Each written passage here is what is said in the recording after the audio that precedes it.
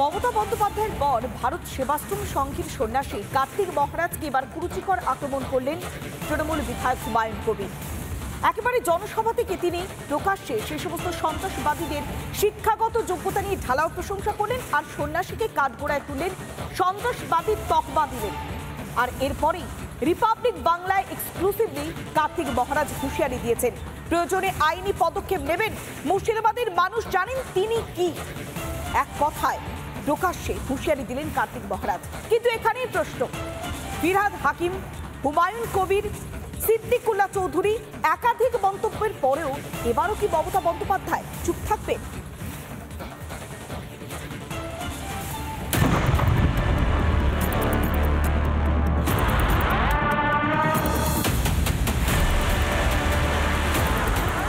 কার্তিক মহারাজকে চেনেন তো, নাম শুনেছেন তো? এই মাঝে মাঝে বেলডাঙ্গায় গন্ডগোল লাগাইছে লোকটা, সে তো একটা আত্মঘাতী। নির্বাচনী প্রচার থেকে ভারত সেবাশ্রম সংঘের বেলডাঙ্গা শাখার প্রধান কার্তিক মহারাজকে আক্রমণ করেছিলেন মমতা বন্দ্যোপাধ্যায়। আমি একটি লোকের নাম করে বলেছিলাম, তার নাম কার্তিক মহারাজ। তিনি আমাদের এজেন্ট বসতে দেয়নি।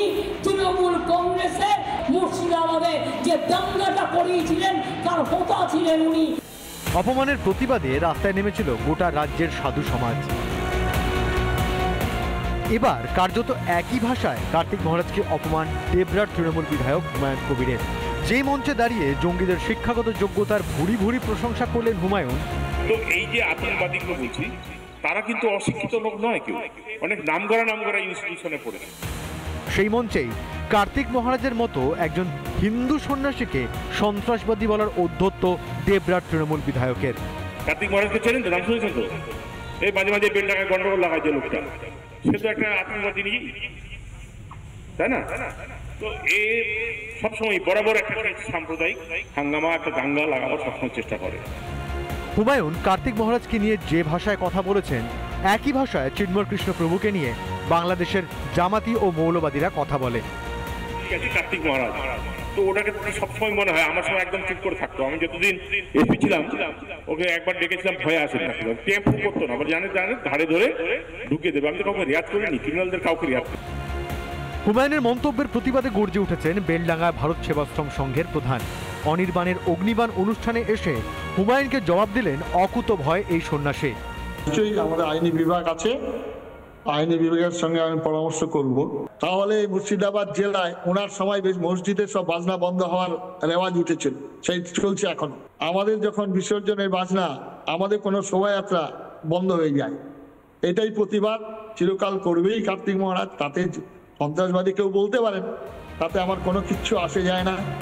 হুমায়ুনের বক্তব্যে এদিন ওপার বাংলার তারেক রহমান বা সরসিজ আলমের বক্তব্যের কোনো পার্থক্যই ছিল না। জঙ্গিদের আপনি আজ্ঞে করে হিন্দু সন্ন্যাসীকে তুইতকারী করার সাহস কে দিল হুমায়ুনকে? তৃণমূলের বিধায়ক, তৃণমূলের মন্ত্রীরা যে ভাষায় কথা বলছেন, আজকে সীমানার ওপারে বাংলাদেশের সন্ত্রাসবাদী যারা, তাদের ভাষা এক। তাহলে কেন এখানে এই ধরনের ঘটনা ঘটবে? তার মুখের ভাষা শুনে মনে হচ্ছে যেন তিনি বাংলাদেশের জামায়াত ইসলামীর বা উগ্র কোনো সন্ত্রাসবাদী গোষ্ঠীর নেতা, এবং এটাকে তিনি বাংলাদেশ ভেবেছেন। কার্তিক মহারাজ মুর্শিদাবাদের সন্ত্রাসবাদ তৈরির পথে প্রধান বাধা। ফিরহাদের দাওয়াতে ইসলাম থেকে সিদ্দিকুল্লাহর হাম দো হামারে চার। ভরতপুরের হুমায়ুন কবির প্রকাশ্যে কেটে ভাসিয়ে দেওয়ার কথা বলার পরও কোনো পদক্ষেপ নেননি মমতা। দেবরার তৃণমূল বিধায়ককে নিয়েও কি একইভাবে চুপ থাকবেন মমতা, নাকি এটা ধরে নিতে হবে ভোট ব্যাংকের জন্য মমতার প্রশ্রয়ে এসব বলার সাহস পাচ্ছেন তৃণমূলের ফিরহাদ, হুমায়ুন, সিদ্দিকুল্লাহরা?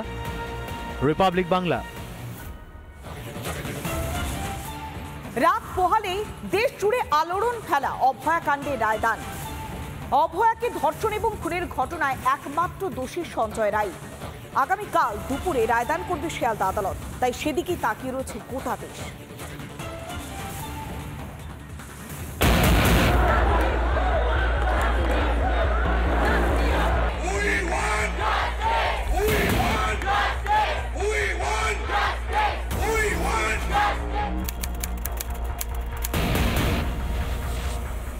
নয়ই আগস্ট আরজিকর হাসপাতালে অভয়া ধর্ষণ ও খুনের ঘটনায় তোলপাড় হয়ে ওঠে গোটা রাজ্য।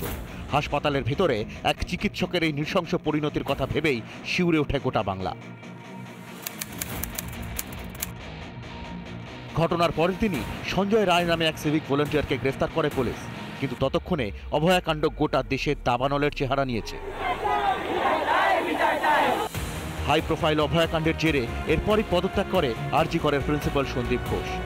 অবশ্য সন্দীপ ঘোষের কুকীর্তি ততক্ষণে গোটা বাংলা জেনে গিয়েছে। হাইকোর্টের নির্দেশে তদন্তভার গ্রহণ করে সিবিআই। ততদিনে অভয়ার বিচারের দাবিতে রাস্তায় নেমে পড়েছে গোটা বাংলা।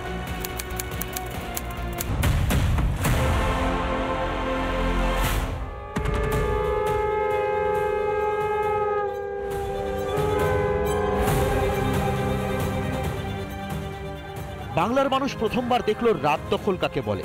গোটা বাংলার মা বোনেরা অভয়ার বিচার চেয়ে পথে নামে। কর্মসূচির নাম দেওয়া হয় মেয়েদের রাত দখল। কিন্তু 14 তারিখ মাঝরাতেই ঘটে গেল আরও এক মারাত্মক ঘটনা। আরজি কর হাসপাতালকে তছনছ করে দিল একদল দুষ্কৃতী।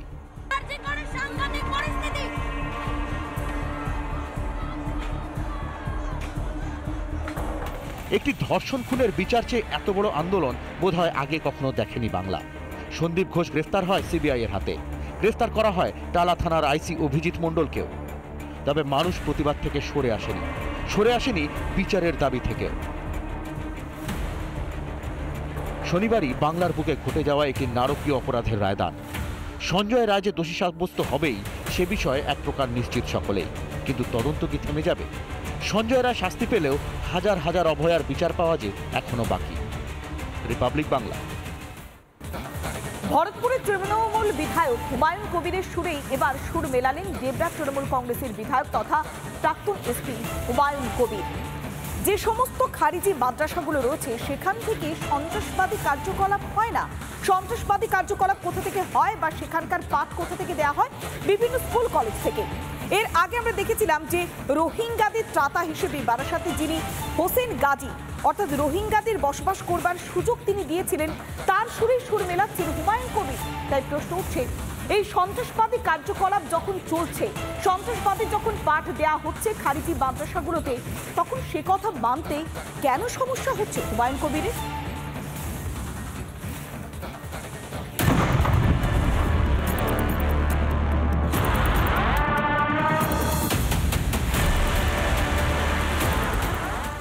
তো এই যে আতঙ্কবাদীকে বলছি, তারা কিন্তু অশিক্ষিত লোক নয় কেউ, অনেক নামকরা ইনস্টিটিউশনে পড়েছে, খুব নামকরা। শুনলেন তো, তৃণমূলের এক হুমায়ুন কবিরের মুখে শোনা গিয়েছিল হিন্দুদের ভাগীরথীর জলে কেটে ভাসানোর কথা। এবার তৃণমূলের আরেক হুমায়ুন কবিরের মুখে খারিজি মাদ্রাসার স্তুতি। এদের সঙ্গে খারিজি মাদ্রাসাকে জুড়বেন না। খারিজি মাদ্রাসা একটা লোক বেরিয়েছে বলে খারিজি মাদ্রাসা খারাপ তা নয়। খারিজি মাদ্রাসা সন্ত্রাসবাদীর আতুর ঘর, এটা কেউ বলতে পারবে না। সমাজে যদি আতঙ্কবাদী থাকে, সমাজে যদি খারাপ লোক থাকে, সব জায়গাতে। সাগরদিঘির সভা থেকে হুমায়ুন কবিরের মুখে জঙ্গিদের নিয়ে শোনা গেল ভূয়সী প্রশংসা। মঞ্চ থেকে তিনি হয়ে গেলেন মস্ত জঙ্গি বিশারদ। খুবই শিক্ষিত লোক ছিল ওসামা বিন লাদেন। তাই জন্য ওমর শহীদ কোথাকার লন্ডন স্কুল অফ ইকোনমিক্স থেকে পড়ে উনি বসনিয়াতে যুদ্ধ করতে গেছিলেন একবার। কি আতঙ্কবাদীগুলো বলছি, তারা কিন্তু অশিক্ষিত লোক নয় কেউ, এরা হচ্ছে অনেক নামকরা ইনস্টিটিউশনে পড়েছে, খুব নামকরা।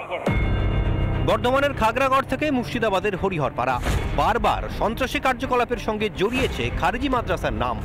দিকে দিকে আগাছার মতো গজিয়ে ওঠা খারিজি মাদ্রাসার বিপদ নিয়ে যখন চর্চা গোটা রাজ্যে, তারপরও কি সহজ সত্যিটা মানতে সমস্যা হুমায়ুনের? খারিজি মাদ্রাসা অর্থাৎ খারাজ আরবি শব্দ খারাজ থেকে এসছে, যার অর্থ হচ্ছে বিচ্ছিন্ন, যার অর্থ হচ্ছে ত্যায্য।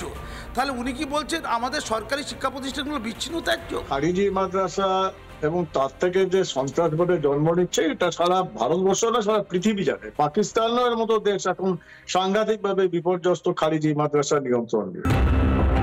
এই তো কদিন আগের কথা, রিপাবলিকের ক্যামেরায় খারিজি মাদ্রাসার সপক্ষে বলতে গিয়ে নিজের দেশকেই কাঠগড়ায় তুলেছিলেন বারুইপুরের রোহিঙ্গাদের আশ্রয়দাতা হোসেন গাজী। খারিজি মাদ্রাসা থেকে কোনো ধরনের কোনো জঙ্গি প্রশিক্ষণ দেওয়া হয় না, হয় না এখনো পর্যন্ত। খাগড়াগড় কাণ্ডের নাম শুনেছে? খাগড়াগড়ে আমি নিজে গেছি, একটাও প্রমাণ দিতে পারলে আমি নিজের থেকেই 10 বছরের সাজা নেব। হোসেন গাজীর মতো লোকেরা বাংলার মাটিতে দাঁড়িয়ে এত সাহস পাচ্ছে কোথা থেকে? হুমায়ুন কবিরের মতো লোকেরাই কি আসল আশ্রয়দাতা? তৃণমূলের যে রাজনীতি, তাতে সন্ত্রাসবাদীদের সঙ্গে আজকে এদের এক জায়গায় দাঁড় করিয়ে দেওয়া হচ্ছে। আমরা আলাদা করতে চাই। আমরা চাই যে যারা সংখ্যালঘু আছেন তারা যেন নিজেদের আফজল গুরু নামে নিয়ে ফেলেন। তারা সৈয়দ মুস্তফা সিরাজ, সৈয়দ মুস্তফা আলীর থেকে শিক্ষা নিন। হুমায়ুন কবিরের মতো শিক্ষিত জনপ্রতিনিধিরাই যদি খারিজি মাদ্রাসার হয়ে সাফাই গান, তাহলে এ রাজ্যে জঙ্গি তৈরি হওয়াটাই তো ভবিতব্য। রিপাবলিক বাংলা। নানা ধরনের কন্টেন্ট দেখার জন্য লাইক করুন, শেয়ার করুন আমাদের ফেসবুক পেজ, সাবস্ক্রাইব করুন আমাদের ইউটিউব চ্যানেল। পাশাপাশি অন্যান্য ব্রেকিং নিউজের জন্য অবশ্যই চোখ রাখুন রিপাবলিক বাংলায়।